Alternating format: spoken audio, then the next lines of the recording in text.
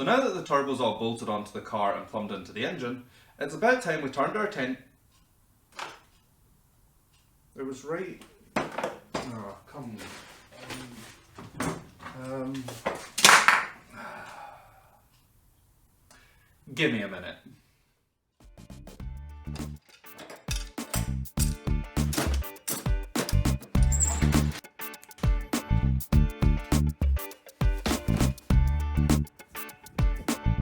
Right, now that that's done with, where was I? Oh yeah, now that we've got the turbo all bolted up to the engine and ready to make some boost, we need to think of a way of cooling down the charged air.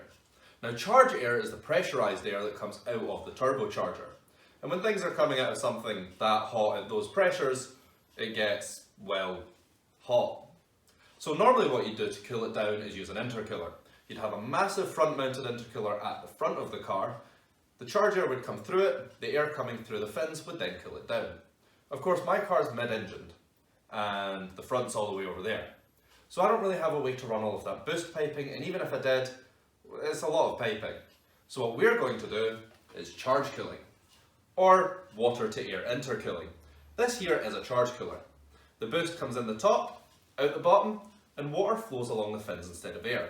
You see, water is actually much more efficient at removing heat than air is.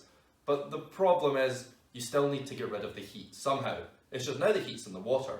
So what we have to put up the front, instead of a big intercooler, is a pre-radiator. Now what this does is cool down all the water that flows through that charge cooler and gets it nice and cold for when it comes back.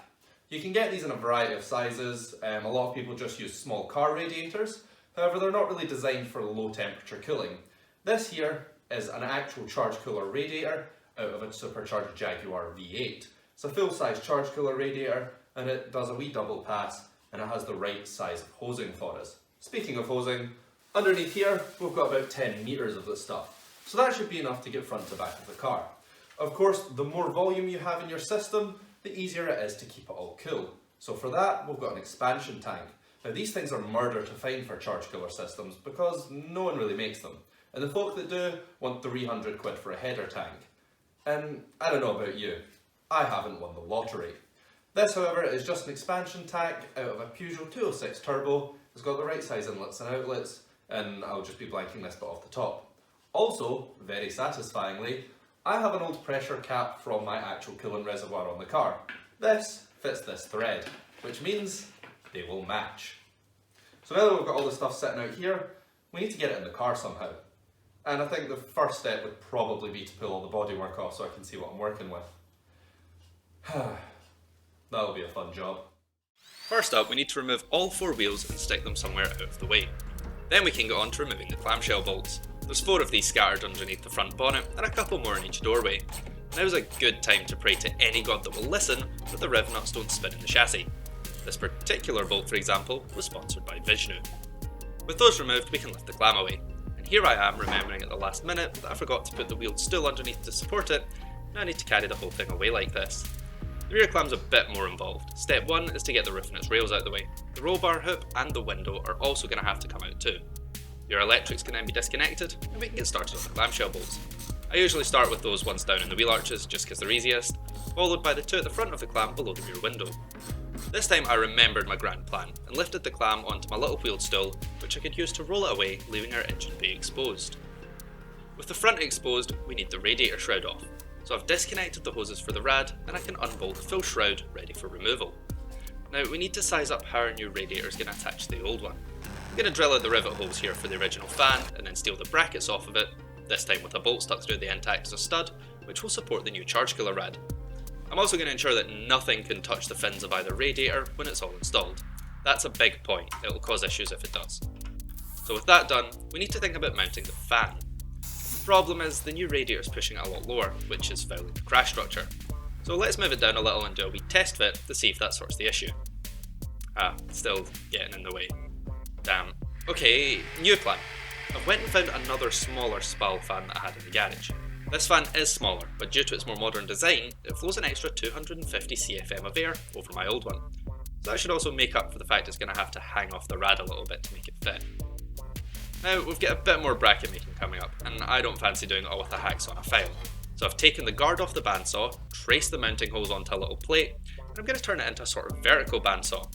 And as you can see, I absolutely did not do them the wrong way around the first time, and those holes at the front are for lightness. Anyways, we need something to attach the fan to the rad pack, so I'm going to draw up some bracket templates in card and then take this bit of aluminium I found in a shed over to the bandsaw and start cutting them out. With that done, we can start folding them up in the sheet brake and then bolt our fan down to the rad pack. Now we need a way to connect the hosing to the radiator, so I'm going to have to drill some holes through the shroud, which I'll neaten up with sandpaper, and then I can finish the edges off with a little bit of loom tube just because I think it looks neat. Then I'm going to run a couple of bits of rubber hosing in. These are for the main hoses to connect in when I've actually got it on the car. Then I connect them up with Jubilee clips to the actual rad itself. Wonder if those brackets are strong enough. Yep, looks good to me. While we're here making brackets though, we might as well get the main charge killer brackets done as well. So I'm going to get it sitting roughly in place and spaced out with some blocks of wood, and then we can whip out the ruler and pen and start marking up our brackets. Now the firewall side is much simpler, with it basically being a folded up rectangle. The rear bracket however is a lot more complex. I've cut up the old fuel filter airbox bracket that used to sit there, and I'm going to use that as a template which I'll modify to fit. This can then be transferred onto another thicker plate of aluminium I found and taken across to the bandsaw. As you can see, my aim with the bandsaw is not the best. I had an awful lot of cutting to do, so there's plenty of time to improve. Now, we're not going to have boring old flat bits of metal here, are we? Nope, it's time for some speed holes. Could you imagine how much time I'd waste if I had a dimpled item? Anyways, then it's time for more folding than... I don't know, pretend I said something witty here about an origami master with an amphetamine problem. Point is, it's folding time. Now with all of that finally done, we can bolt the brackets to the firewall and to the roll hook backstay, and finally fit up the charge killer itself. Now that's all in place, I should probably get back to the front of the car before I forget what I was doing. Right, let's set the rad pack back down onto the car. Now we can get it bolted in at the front and the back, and move on to connecting the main radiator hoses back up. With those Jubilee clips tightened, we've got our rad pack sorted out and bolted in. So now we need a way to connect the front to the back. I'm going to run the hoses that connect the charge cooler to the actual charge cooler rad down through the bodywork in the sills. So it's time to break out the drill again, starting with making our holes at the front and then doing the same at the back. That's a bit small actually, so let's mark up something a bit bigger. And here's one I made earlier. I totally didn't forget to film the bit where I cut them. Right, so let's get those hoses routed in. I'm feeding them in through the back here until eventually I can manoeuvre them out the other side, pull them through to match up with our pre-rad hosing. Round about now I should be finishing off my water lines and plumbing in my header tank. And I'd love to be doing that. Problem is the header tank's too big. It doesn't fit anywhere on this car. So I've had to order another smaller one and a couple of bits for my charge cooler pump. So who knows how long they'll take to get here with Corona going on. So we're changing tack. We're turning around and looking towards the charge cooler system again. You see, we've got a turbo, the charge cooler, and the throttle body. All of those need to pass boost to each other. And right now, there's nothing to connect them. So all they can really send to each other are hopes and prayers, which don't turbo an engine. So we're going to take that mountain of silicon, this big chunk of aluminium pipe, and this rather pretty forged blow-off valve, and get ourselves passing some boost around. So let's get to it. So the easiest way to go about this is going to be to get all of the silicon pipes in place where I want them, and then just work on filling the gaps with aluminium tubing. I'm also going to install a boost pressure source up near the throttle body, as my turbo doesn't have one. Then it's back to our old pal of bandsaw to cut up plenty of aluminium pipe to use as joiners for connecting all of our silicon bits. Now, we want to make sure the boost pipes can't blow back off each other, so I'm going to roll a bead into them with a tool I made in another video, which will prevent that. The boost pipes can then all be reassembled onto the car, and while we're here, we might as well stick the blow-off valve on as well. So that's our boost pipes all plumbed in and ready to go. I mean, we are missing some hose clamps in there, and that's not because I don't have them. They are in the house. This isn't another one of those Corona says no postage situations. It's just I'm going to be taking this engine and gearbox out pretty soon. So there's no point clamping all that down just to take it all apart again. So with these big guys done, it's time to turn our attention to something a little smaller. 6mm small to be exact. This here is silicon vacuum line. Don't let the name confuse you though. We're not going to be using them as vacuum lines. We're mostly going to be using them as boost pressure sources. You see, these big pipes do carry boost, but it's more a case of just feeding it into the engine. Those smaller lines carry the boost like signals. For example, take our humble wastegate here. Let's say there's a 7 psi spring in there. When it gets the signal through this line that there is 7 psi of boost, it pushes it open, cracks the wastegate, and lets all of the exhaust out. Now the good thing about that is it's simple, and you can run it like that. You can just let it go on at spring pressure, but there's not really much control there, and it turns it into a bit of a one-trick pony. You get your 7 psi, and that's all you get. So what we're going to do is put in a boost control solenoid. Now this is a solenoid that controls boost. Clues in the name. See, instead of running it straight to the wastegate, you can do this a couple of ways actually. If you've got a standard internal wastegate in your turbo, you take one line into here, the other one goes out here and into your actuator. This then just bleeds off any excess pressure up to double your spring pressure. So for example, that 7 psi spring becomes a 14 psi spring, or anything in between. If you've got an external wastegate, you take one to the bottom, the diaphragm, which is what would push it open, and one to the top. This gives you just a bit more pressure over where it goes. What we'll be doing, because we've got an external wastegate, is this one to the bottom and this one to the top. It's easier to show in place, but this effectively lets us control how much boost we've got, and if you really want to get fancy, you can even do boost by gear and all of that magic. And last but not least, we will be running one vacuum line, and that's to this. This is the blow-off valve. This effectively just senses when your throttle closes and dumps all of your boost out of your boost pipes into the atmosphere, just to stop anything slamming off your throttle and also to protect your turbo from surge, which is its main purpose. So let's get some vacuum lines cut up and on the car. The blow-off valve will take its own dedicated vacuum source from the manifold for the Honda brake servo used to connect. I've just reduced this down to fit a vacuum line which will suit the fitting on our valve. The pressure source in front of the throttle body, however, is going to tee off into two sources. One's going to go to the fuel pressure regulator so that it can increase the fuel supply as the boost rises. The other one is just going to go to the source port on our boost solenoid. This line then has another T put into it, which is ran to the lower port on the wastegate. Port 2 of the solenoid is simply taken straight to the wastegate's upper port, which completes the circuit. While we were messing around with vacuum lines and boost controllers, the Posey came. This here is our new header tank. As you can see, it's a fair bit smaller than the old one, but I'm still going to struggle to fit it. In fact, I very nearly thought I wasn't going to be able to fit it at all. I was on the verge of just using a filler cap with an inlet and an outlet, but that really is totally the wrong way to do this. You want a reservoir and it would have killed me on the inside. The reason it's so awkward is the way these inlets and outlets work. They're at some weird 90 degree coming out the side of the can, like branches on a tree. Ideally I'd have had one coming in one side and out the other. But the problem with charge cooler stuff is it's freakishly expensive. There seems to be something about companies and charge coolers that makes them look at a bit of can with two tubes welded on and decide to charge you 250 quid for it.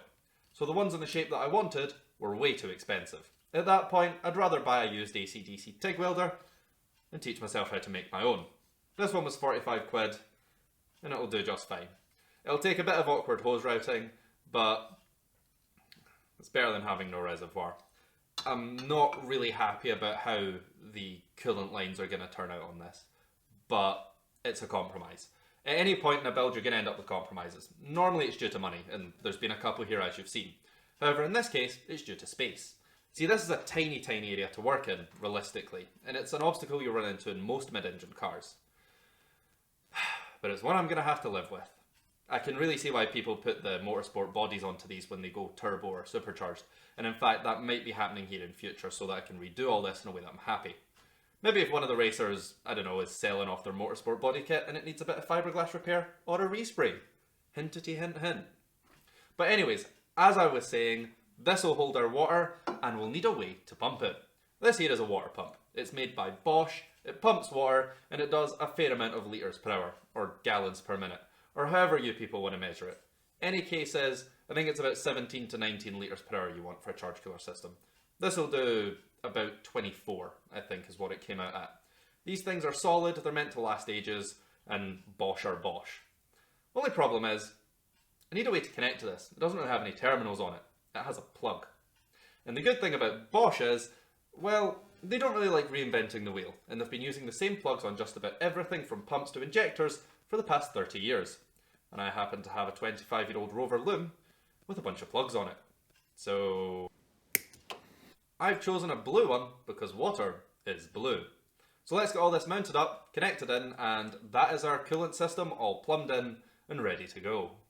The charge cooler pump is going to bolt in just below the charge cooler itself. You want the pump nice and low, and luckily this is one of the few places where I had the space. Over on the other side, I've made this nice bracket for the header tank, which I am way too proud of. The only reason I'm still talking is to show it off a bit more. With that in place, we can run the piping to the header tank, then over onto the pump, and then start working out the lines for the charge cooler itself.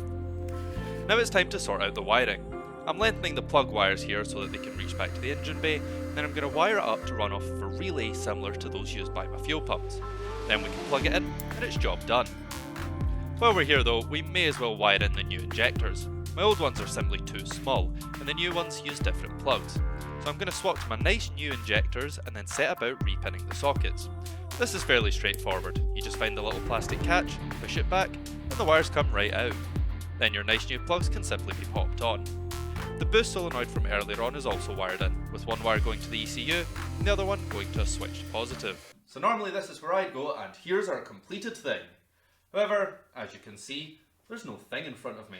There's a pile of bits and an empty space. There's a good reason for that, and it's not because I need to change anything or redo all of this. It's just I had to take it all out to do the wiring on the charge cooler pump. You see it sits underneath the actual charge cooler, so everything had to come out. And as I'm about to take this whole engine and gearbox out, well, there's no point really buttoning it back up just for the shot. Sorry guys. But throughout this video we have seen how it's all done.